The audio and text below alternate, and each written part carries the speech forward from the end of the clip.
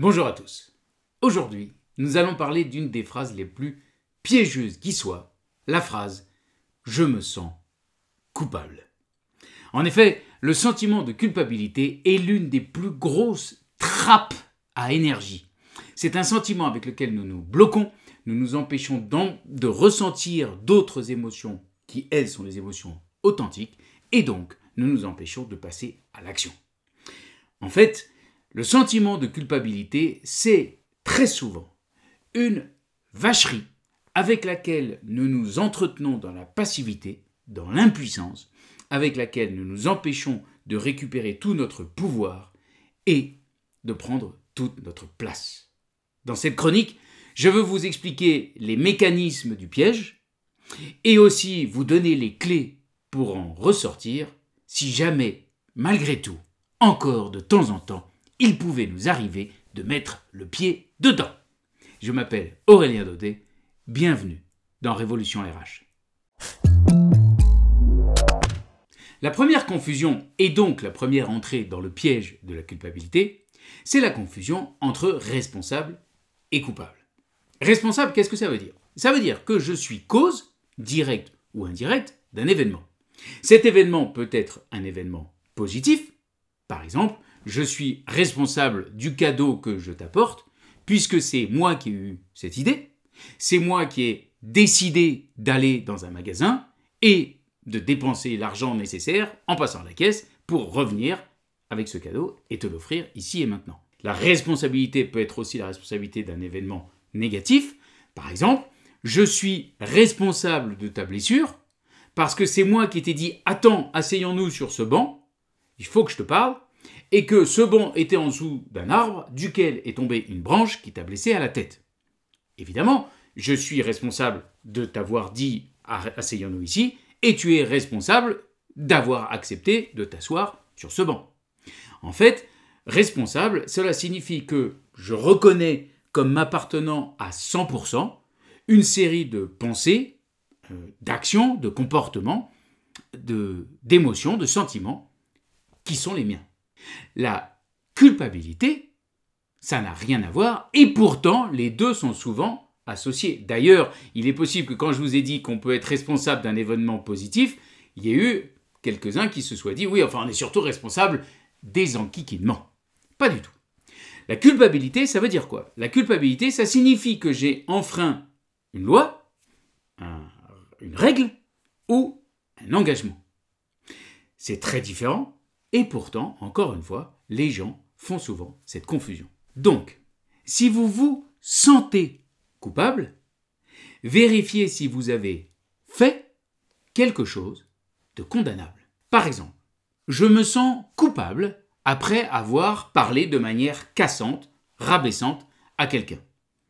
Effectivement, je peux à ce moment-là considérer que je suis coupable d'avoir franchi une règle que je me suis fixée dans mes comportements, ou bien que nous nous sommes fixés dans notre équipe sur la manière que nous avons de nous parler les uns les autres. Nous avions par exemple décidé collectivement qu'il était interdit dans ce groupe de parler de manière cassante ou rabaissante à quelqu'un.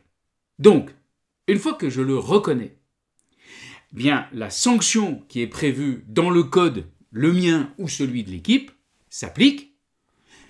Une fois que la sanction a été appliquée, que j'ai payé, entre guillemets, le prix de mon acte, eh bien alors la boucle de la culpabilité est fermée.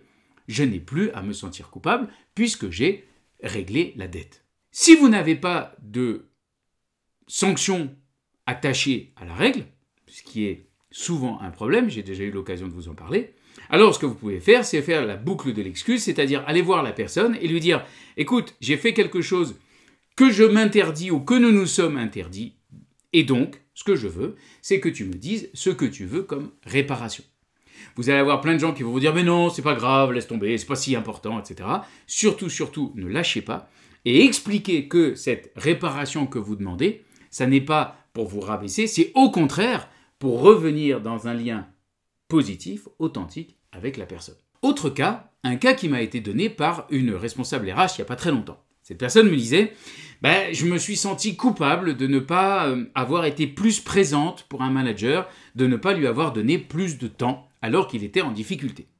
Mais là, la question, maintenant vous la connaissez, reposons-la nous. Est-ce qu'il y a une règle qui a été franchie, qui n'a pas été respectée? Est-ce que, par exemple, tu avais pris l'engagement de consacrer 1 heure par semaine, c'est une obligation, tu as l'obligation de consacrer 1 heure par semaine à chacun des managers qui sont dans ta population. Et si, règle supplémentaire, si la personne est en difficulté, alors tu dois lui accorder 2 fois plus de temps, donc 2 heures par semaine. Est-ce que cette règle existe? La personne me dit, ben non, c'est pas une règle, mais enfin bon, tu sais, ça fait partie de mon job, en tant que RH, moi je pense que je dois être toujours disponible. Évidemment, vous voyez bien que là, en l'occurrence, il ne s'agit pas d'une règle, ou plutôt d'une règle inventée, c'est une sorte de principe un peu bizarre, une fausse règle. Et donc, on revient dans une confusion entre je me sens responsable de quelque chose, alors qu'en fait, responsable qui commence à basculer vers je me sens coupable de quelque chose, alors que, en fait, vous êtes responsable d'avoir fait un choix, oui, d'accorder votre attention à telle personne, et peut-être que vous auriez pu faire un autre choix, c'est exact.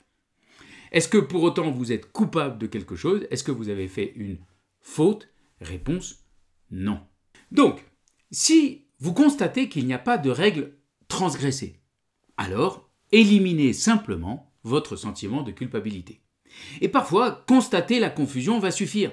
Un peu comme j'ai eu très peur parce qu'il y a eu un très gros bang à côté de moi, je me retourne, je constate que c'est un pétard par exemple, donc il n'y a pas de danger, et donc ma peur n'est pas utile, elle n'est pas authentique, elle n'a pas de raison d'être ici, et donc ma peur va disparaître. Autre exemple, ça peut être aussi une sensation physique, j'ai l'impression d'avoir toujours faim ou d'avoir encore faim, et puis à un moment je constate qu'en fait je n'ai pas encore faim, mais que j'ai toujours cette sensation de faim parce que quand j'étais petit, on m'avait dit qu'il fallait toujours terminer son assiette, quelle que soit la quantité de nourriture que j'avais en face de moi.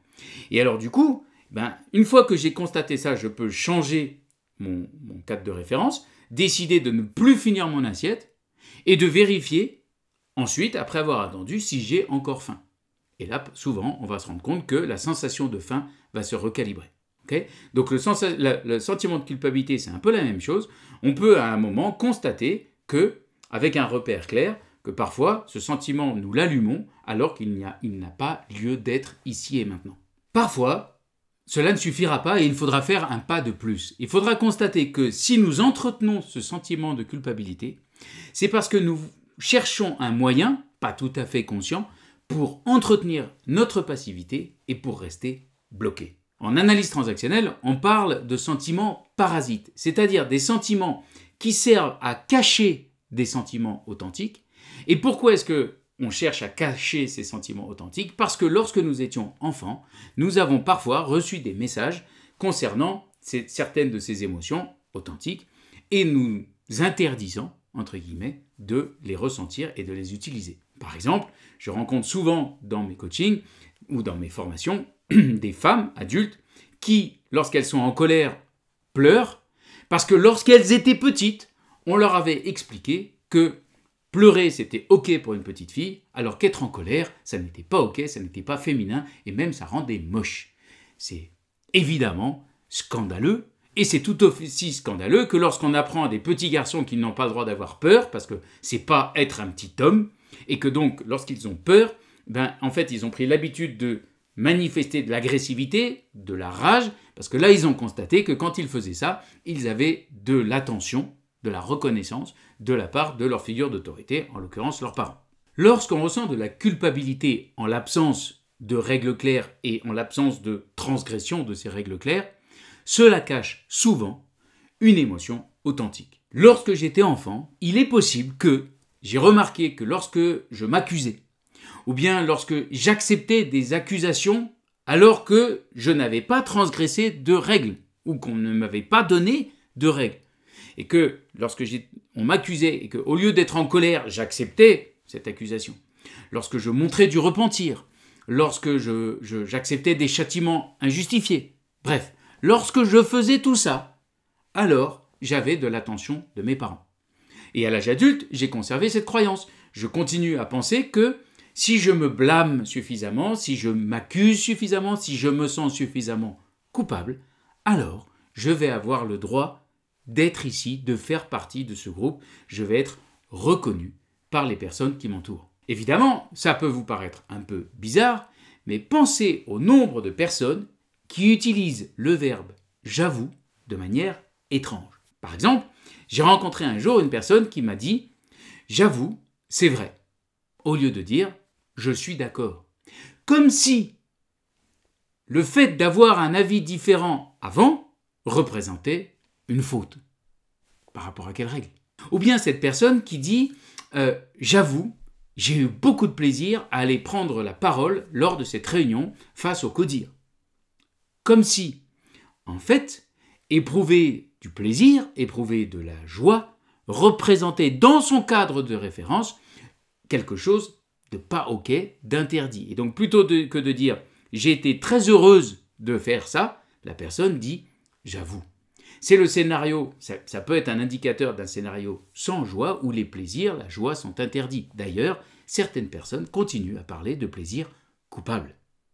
Autre exemple, je peux, dans mon travail, éprouver de la colère, un sentiment authentique, parce que quelqu'un a fait quelque chose qui ne respecte pas soit ma personne, soit mon travail. Et donc, la colère authentique est l'indicateur du fait que quelqu'un vient de rentrer dans mes limites, de transgresser mes limites, et donc c'est une énergie pour réindiquer à la personne quelles sont les limites. Bon. Mais si dans mon enfance, j'ai appris que la colère est une émotion qui n'était pas autorisée, alors je peux avoir appris à la remplacer tout de suite, parfois même en une fraction de seconde, par de la culpabilité. Et je vois des personnes qui ont à peine le temps de ressentir la colère, qui la bloquent, et qui la remplacent par de la culpabilité en disant « Pardon, mais je ne suis pas d'accord ». Pourquoi ? Pardon. Comme si elles avaient fait une faute. Pardon de quoi ? En poussant la chose à l'extrême, vous avez parfois des personnes victimes d'actes malveillants qui se sentent coupables. Qui disent, par exemple, « j'ai été maltraité dans telle circonstance, mais c'est de ma faute parce que je n'ai rien dit ». Non, c'est pas de ta faute. Tu n'es pas coupable d'avoir été maltraité. À la rigueur, tu es responsable de n'avoir rien dit. Mais la personne qui est coupable, qui doit d'ailleurs être sanctionnée, ça n'est évidemment pas toi, puisque toi, tu n'as pas transgressé une règle. Autre exemple, là c'est quelque chose plutôt dans la vie privée, je pense à une personne qui disait « Ils m'ont volé mon portefeuille, mais c'est bien de ma faute, je n'avais qu'à pas laisser mon sac ouvert. » Un peu comme si j'étais coupable d'avoir été volé. Richard Haskin, un des géants de l'analyse transactionnelle, a montré avec sa collègue Marilyn Zalkman que nous en arrivons parfois à construire des circuits de sentiments parasites. Où, sur base d'un sentiment parasite, nous avons construit des comportements préenregistrés, presque automatiques, et ensuite nous avons gravé, et nous continuons à graver des souvenirs confirmant que ces émotions parasites, ces sentiments parasites, sont les bonnes dans certaines circonstances. La bonne nouvelle, c'est qu'ils ont montré aussi que nous pouvons remplacer les circuits de sentiments parasites par des circuits positifs de l'autonomie, dans lesquels nous identifions le sentiment parasite, nous nous arrêtons à ce moment-là et nous nous disons « mais est-ce que c'est le bon sentiment ici et maintenant ?» Nous identifions qu'en fait, il y a une émotion authentique derrière. Nous construisons sur base de cette émotion authentique un comportement qui lui sera juste, du coup. Et surtout, nous gravons, nous enregistrons, nous nous concentrons et nous conscientisons des souvenirs positifs sur les conséquences positives d'utiliser dorénavant l'émotion authentique. Si je reprends mon exemple de la culpabilité parce que, par exemple, je ressens de la colère, eh bien, au lieu de dire « je me sens coupable » ou « pardon, mais je pense que c'est pas OK », je vais dire « en fait, je suis pas coupable dans cette affaire ». Je vais dire « je suis en colère ». Et donc, ce que je te demande, vas-tu le faire? Je vais constater que la personne va faire « ok, je m'y engage » et je vais enregistrer la bouffée de joie en constatant que j'ai pris soin de moi et que la personne en face s'engage, elle aussi, à faire quelque chose de bon pour moi. Donc, une augmentation globale de l'estime de moi-même. Évidemment, pour ancrer ces circuits positifs de l'autonomie, c'est un travail qu'on peut faire plus facilement en thérapie ou dans un coaching musclé. Mais déjà, pour la culpabilité, ce que vous pouvez faire, c'est utiliser l'outil très simple que je vous ai donné et que j'utilise dans les sessions que j'anime. Quand vous vous entendez dire « je me sens coupable », tout de suite, commencez à froncer le nez. Je me sens coupable, la question c'est est-ce que j'ai fait quelque chose de répréhensible? Une fois que vous aurez posé cette vraie question, alors vous allez vous dire « bah oui, mais est-ce que j'ai franchi une règle? Mais de quelle règle parlerait-on » Donc si c'est oui, bah alors là maintenant vous savez ce que vous avez à faire, c'est accepter la sanction ou aller demander quelle réparation veut la personne. Si c'est non, alors il y a autre chose en jeu que la culpabilité. Vous devez vous poser la question de l'émotion authentique sous-jacente et vous dire que la culpabilité n'a rien à faire ici. Bien sûr, c'est un outil que je vous conseille fortement d'utiliser, vous, RH, avec les personnes que vous allez recevoir dans votre bureau et qui seront parfois coincées dans ce fichu sentiment de culpabilité. Vous pourrez leur poser la même question. Y a-t-il une règle que tu aurais transgressée et que moi, RH, je ne connais pas? Si jamais la personne vous dit oui, mais non, mais pas exactement, alors vous pourrez leur faire prendre conscience qu'il ne s'agit pas de culpabilité, qu'éventuellement elles sont responsables de quelque chose, mais ça n'a pas de rapport avec la culpabilité. Ensuite, vous pourrez leur faire prendre conscience de leurs émotions, de leurs envies, et du coup les reconnecter. Elles vont se reconnecter à leur puissance pour passer à l'action de manière positive.